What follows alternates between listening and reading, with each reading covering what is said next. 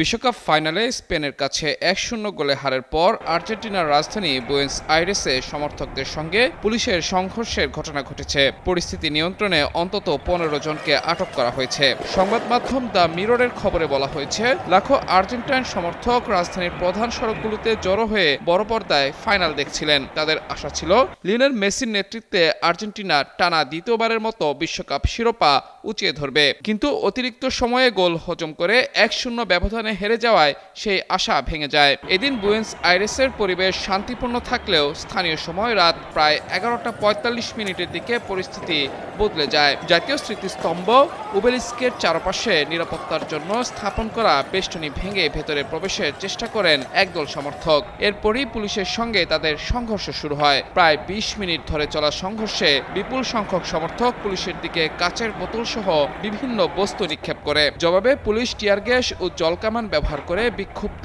জনতাকে ছত্রভঙ্গ করে। এই ঘটনায় অন্তত ১৫ জনকে আটক করা হয়েছে। সংঘর্ষে কয়েকজন আহত হলেও তাদের অবস্থার বিষয়ে তাৎক্ষণিকভাবে কোনো তথ্য জানানো হয়নি। আন্তর্জাতিক বিভিন্ন সংবাদ মাধ্যমে প্রকাশিত ভিডিওতে দেখা যায়, রাজধানীর বিভিন্ন সড়কে ভাঙা কাচ ও অন্যান্য ধ্বংসাবশেষ ছড়িয়ে রয়েছে। এদিকে পরাজয়ের পরও আর্জেন্টিনায় জাতীয় ছুটি ঘোষণা করা হবে বলে জানিয়েছেন দেশটির প্রেসিডেন্ট হাবিয়ের মিলেই। সামাজিক যোগাযোগ মাধ্যমে দেওয়া এক বার্তায় তিনি এ ঘোষণা দেন।